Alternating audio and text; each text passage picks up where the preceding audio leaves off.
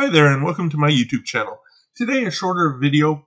I wanted to discuss a couple different approaches that we can use as end users, as developers, to try to communicate, whether it be bugs or feature suggestions, anything of that sort, to Microsoft to hopefully fix or also perhaps shape the future of the application.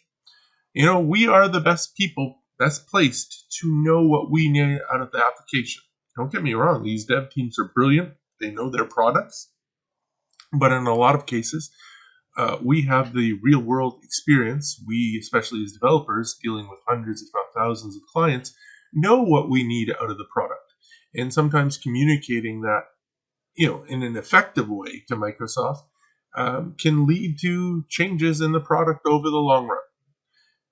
So the first approach that I thought I'd mention, and historically was probably the one that was only available to us because we don't really have many available channels, was to use one of their, and I say their in the sense of Microsoft's, forums. So something like historically would have been MSDN. There are other ones. Today I'm thinking of Answers, the Answers forums, where you can post up a thread about whether it be a bug or a request. Now, the issue here, they are decent forums where you can go and post a lot of information, so you can write a good blurb, even, add images to support what you're saying, etc. Is that these forums are primarily manned by fellow users, fellow developers, and not Microsoft personnel. So when you send, this feedback, there's no guarantee that it's actually getting to the development team that needs to see it. So it may be effective, it may make you feel better, but realistically, it's not really efficient. You're going to be relying on the likes of MVPs coming across your post and deeming it important enough for them to then forward, because they can send emails directly to the dev team and try to, bring their attention onto the matter. So you're relying on circumstances here occurring and goodwill of other users. Not something that typically I would recommend. So that brings us to the second approach. Now, the second approach is that there is actually a website we can use for posting suggestions, posting feedback. I had an article on this several years ago. They used to have a service, they used to use the service which was called User Voice. And on User Voice, you used to be able to go there. It was the website where you could post feedback. Now, they abandoned User Voice several years ago, I think back in 2021. And Microsoft decided to create their own website, the Microsoft Feedback Portal. Now, each application, or pretty much every application, has their own dedicated page on the feedback portal. So you're not dumping feedback in this massive pool. You are hopefully providing feedback specific to an application, a specific application. If you just scroll down in my article slightly, you'll see here I have some links. So like I said, every application has their own page. So if we go on the Access page, you'll see once it loads up here that these are all access, or they're supposed to be access-specific suggestions. So bring access, Microsoft Access, to the Apple Macintosh platform. And as you can see here, sometimes you'll see some feedback. So in this instance, at some point, Microsoft here, Shane, closed it and basically said it's not going to happen. But if you go down lower, you'll see here's a feedback item from over a year ago. Access needs more modern controls, so modernize the available controls for designing forms and reports, etc. And right now you can see the status is open. Shane has marked it as open. Okay. So, and you can also you can click on individual items, see feedback from other users. But the whole point here, however, is, as you can see, is people can click the up arrow and can upvote the suggestion. And that's really where the power of the community comes in, because you can make a suggestion and then other people support it. And then the development teams gets to see, well, right now there's a lot of support for this item here. And actually, right now, this is the most popular open suggestion piece of feedback currently. So realistically, if Microsoft is listening, this is going to be what they should be focusing on, because this is what the most end users have agreed and supported as what they want and need in the product. So you can simply log in up here, sign in, and then send feedback. It opens a form. You just fill in the form with a title and a description. The more information you give, the better. If you're able to provide a demo of what it is you're referring to, especially in the case of bugs, well then do so, post it on your OneDrive, Google Drive, Dropbox, whatever, and just provide a link of that in the suggestion when you post it. The one thing I will say, and this goes across the board for any feedback, regardless of which approach you take, keep your expectations in check. Typically, feedback, even if they are going to listen to it, and it's a big if, they're very slow to respond to. Suggestions, if we looked at user voice or even the feedback portal, go years with no status change, no reply from Microsoft. It can take decades to see certain improvements that have been requested to show up in the product. So keep that in mind, okay? Don't think that because you post here today, you're getting an answer today, in a week, in a month. You may never get an answer. Don't expect one either. But what you are doing is you're creating visibility, and you're allowing other users to see, hey, I'm not alone. Other people are asking for this as well, and hopefully supporting your ideas, your feedback, and hopefully flagging to Microsoft that, yeah, this really is something, whether it be a problem or this really is something we need or want.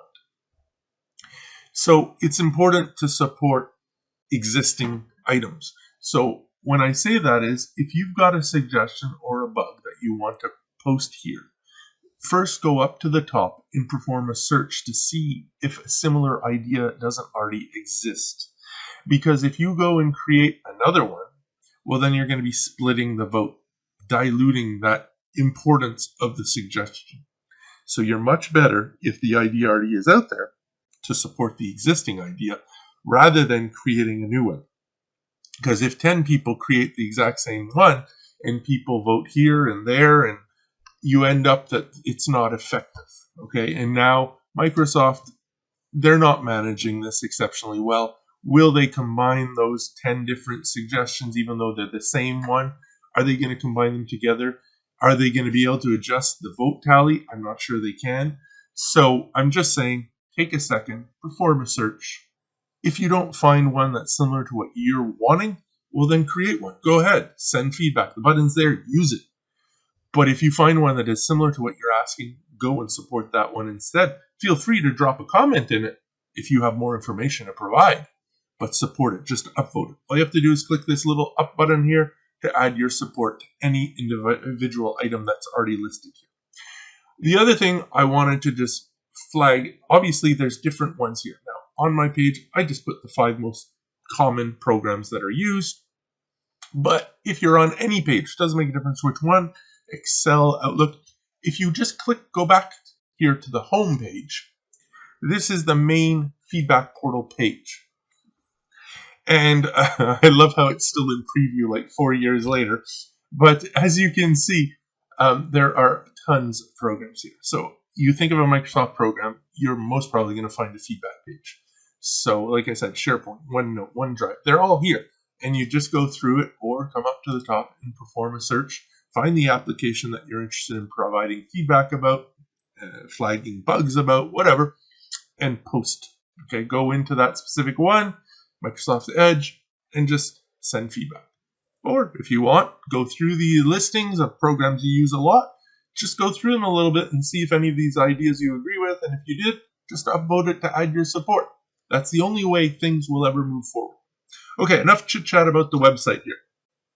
So the last approach that I also wanted to mention is that inside every application now, we have a command button to provide feedback. So let's take a look at one of those.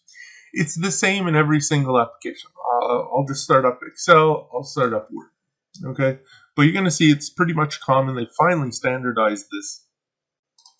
You open any document, if we're in Excel, any workbook, any database in Access, it doesn't make a difference. Just open it up. And in all cases, or at least you should, have on the main tab up here, you should have a Help tab. If you go on the Help tab, you should have a Feedback button. So if you press that Feedback button, here you're going to get three options. Now, if you use the Make a Suggestion, let's click it, it's going to bring you to the Feedback Portal website for that application. So exactly what we had been examining previously. And you know what to do here. I should also mention, if you're searching, don't forget here on the side you got the filters that you can do a little bit more restrictive filtering and searching. Their filters and search functionality is a little weak on the site. Have some patience, or you have to click through page by page by page, but it's a little on the weak side, but regardless. So Make a Suggestion through an app brings you right back to the website, which personally I think is great. The other one that is of importance, the other command, would be reporting a problem. Now, if you click this, you're going to get an inline form right here in the application itself. You want to give as much information as possible. This is going directly to the Microsoft systems, and I believe it gets dispatched right to the, in this case would be the Excel group, because you're reporting a problem. So this gets a little bit more priority from what I gather. And as you see here, you've got options include screenshot, upload file. Now this one here, may we contact you? You have to, okay? Otherwise, it's almost useless to report a problem, because the simple fact of the matter is that this is anonymized information. So if Microsoft gets this at the other end and you didn't agree to it, they have no way of backtracing who supplied the bug report, and they have no means to follow up with you if you didn't provide enough information for them to be able to duplicate the problem. And if they can't duplicate the problem, they certainly won't be able to address it. So it really is quite critical here to say yes. In the web portal, it's not so important. I don't worry about that as much. It's public. People can post. They could also post a reply back to you, and then you can, chat that way if you really don't want them to contact you. But when you're reporting a bug through the application in this manner, you have to. You absolutely have to. And they don't contact people regularly, okay? It really is going to be those exceptional cases where they're needing more information. And that's why this box here, what went wrong, is important. The more information you give, the easier it is for them to potentially address any issues, okay? You have to give repo steps. You have to explain what you were doing at the time that caused the error that you're reporting. You can't just say, it doesn't work. That doesn't help anyone. No one can help resolve it doesn't work if you don't tell me what works. You tell them, I was on this tab, I pressed this command, I was on this cell that had that value, and it crashed. You have to give specifics as much as you can. And that's also why that may we contact you is also important, because sometimes you don't have enough room here, or it's not always easy to provide information in a little text box. So sometimes having them communicate with you, and in extreme cases, if they do, they may connect to your system, they may email back and forth where you can send sample files and more images or video screen recordings and things like that. So it is very important to click that, yes, they may communicate with me. It won't be abused, don't worry about that. And if we just very quickly go over to Word, it's the exact same thing, help, feedback, and you'll see the same three options. We launch access, open any database, same thing here, help, feedback. Oh, it's not going to work, I have to enable content feedback. We'll eventually get there. There we go. So as you can see, the option is consistent throughout. I'm right now here in Microsoft 365. So those are your primary three means of communicating in any shape or form with the Microsoft different development teams about any feedback you want to provide. typically when we're talking feedback, we're talking about two main items: bugs and problems, and suggestions for the future. So I really do urge you to try to use these tools, especially the website. It's the only way we're ever going to get the product that we want. If people don't express themselves, well, then we can't blame Microsoft for not listening. And it's as simple as that.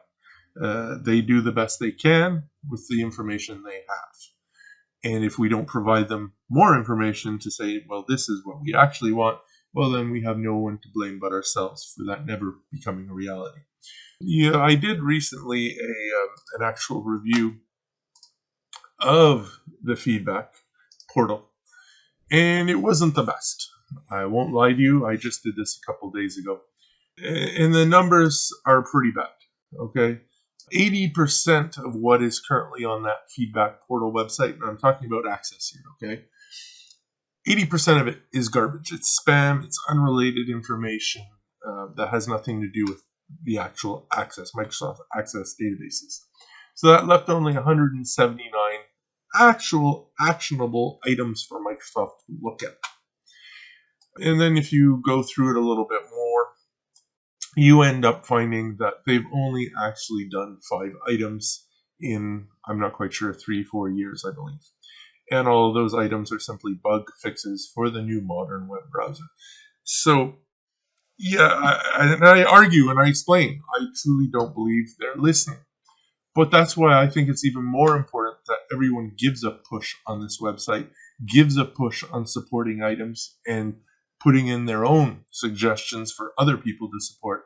It's to show Microsoft, show the Microsoft Access dev team that, hey, we're on the site. We're paying attention. You guys need to start paying attention to us. These are the items that are important to us.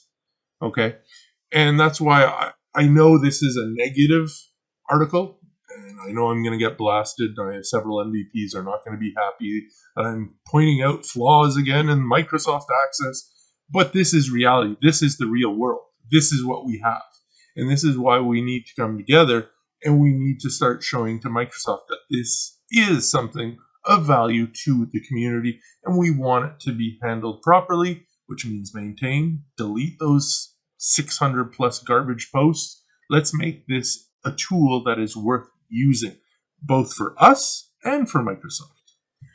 So yes, I know it's a negative, and I'm going to hear about it. I know I will. But at the end of the day, there was a point to this, and there's a point to this current video, is we do have certain tools. Let's start using them. Let's show Microsoft and the Access dev team that what they've put forth for us to use, we're going to use. And we expect them to therefore start using it and cleaning it up and maintaining it properly and show us that they are listening to us. Okay, we're going to stop there. I've been mumbling on now. Thank you all for watching my videos. Greatly appreciated, more than you'll ever know. And I'll wish you a great day. If you don't mind, like, subscribe, share, anything you can do to promote my channel is always greatly appreciated. Take care, everyone.